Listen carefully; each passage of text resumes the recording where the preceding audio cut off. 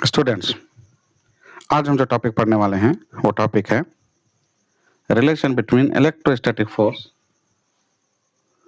और product of magnitude of two charges. तो मेरी आपसे रिक्वेस्ट है कि आप मेरे इस वीडियो को आखिर तक देखें। इसके बाद इस वीडियो को लाइक करें, शेयर करें, हो सके तो कमेंट भी करें और आने वाले वीडियोस के नोटिफिकेशन के लिए मेरे चैनल को सब्सक्राइब भी करें। तो आज के हमारे इस वीडियो में हम ये समझने की कोशिश करेंगे कि हम ये क्यों कहते हैं कि इलेक्ट्रोस्टैटिक फोर्स डिपेंड करती है product of magnitude of two charges पर, और ये क्यों कहा जाता है कि इलेक्ट्रोस्टैटिक फोर्स डायरेक्टली प्रोपोर्शनल होती है product of magnitude of two charges पर। तो इसको समझने के लिए हम इमेजिन करेंगे 3 एग्जांपल्स को। तो पहला एग्जांपल है मीडियम वैक्यूम। वैक्यूम में रखे गए हैं 2 चार्ज्ड पार्टिकल्स। पहला चार्ज पार्टिकल, दूसरा चार्ज पार्टिकल। दोनों चार्ज पार्टिकल्स के दरमियान का जो डिस्टेंस है वो डिस्टेंस इक्वल है d के। Magnitude of charge on first charge particle equal है q1 के। Magnitude of charge on second charge particle equal है q2 के। पहला चार्ज पार्टिकल पॉजिटिवली चार्ज है और दूसरा चार्ज पार्टिकल नेगेटिवली चार्ज है। तो जैसा ही दोनों चार्ज पार्टिकल्स को डिस्टेंस d पर रखा जाता है, पहला चार्ज पार्टिकल दूसरे चार्ज पार्टिकल पर अप्लाई करता है इलेक्ट्रोस्टैटिक फोर्स, जिसकी वजह से दूसरा चार्ज पार्टिकल एक्सेलरेट करता है towards the first charge particle. उसी तरह से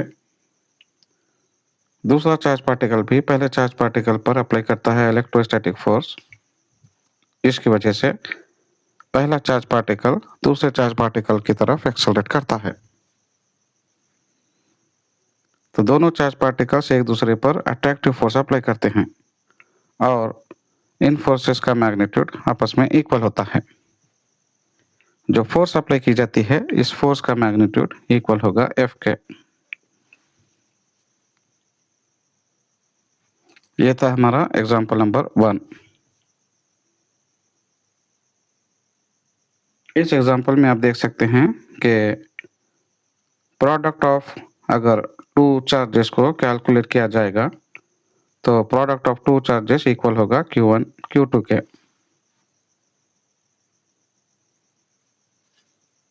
तो जब प्रोडक्ट ऑफ 2 चार्जेस इक्वल था Q1 Q2 के, तो magnitude of electrostatic force equal था F के। अब आइए इमेजिन करते हैं सेकंड एग्जांपल को। तो फिर एक दफा मीडियम वैक्यूम, पहला चार्ज पार्टिकल दूसरा चार्ज पार्टिकल, दोनों चार्ज पार्टिकल्स के दरमियान का जो डिस्टेंस है वो डिस्टेंस इक्वल है d के। Magnitude of charge on first charge particle equal है 5q1 के। Magnitude of charge on second charge particle equal है 3q2 के। पहला चार्ज पार्टिकल पॉजिटिवली चार्ज और दूसरा चार्ज पार्टिकल नेगेटिवली चार्ज। तो जैसा ही दोनों चार्ज पार्टिकल्स को डिस्टेंस d पर रखा जाता है, पहला चार्ज पार्टिकल दूसरे चार्ज पार्टिकल पर अप्लाई करता है इलेक्ट्रोस्टैटिक फोर्स, जिसकी वजह से दूसरा charge particle first charge particle की तरफ एक्सेलरेट करता है। उसी तरह से सेकंड चार्ज पार्टिकल भी फर्स्ट चार्ज पार्टिकल पर अप्लाई करता है इलेक्ट्रोस्टैटिक फोर्स, जिसकी वजह से फर्स्ट चार्ज पार्टिकल भी एक्सेलरेट करता है towards the second charge particle. तो इलेक्ट्रोस्टैटिक फोर्स फिर एक दफ़ा अट्रैक्टिव नेचर होगी और दोनों चार्ज पार्टिकल्स जो इलेक्ट्रोस्टैटिक फोर्स अप्लाई करते हैं उन फोर्सेस का मैग्नीट्यूड इक्वल होगा। यहाँ पर जो फोर्स अप्लाई की जाती है उस फोर्स का मैग्नीट्यूड इक्वल होता है 15F के। तो आप इस एग्जांपल में देख सकते हैं कि प्रोडक्ट ऑफ 2 चार्जेस इक्वल है 15 Q1 Q2 के। 5 को 3 से मल्टीप्लाई करें तो 15 हासिल होगा।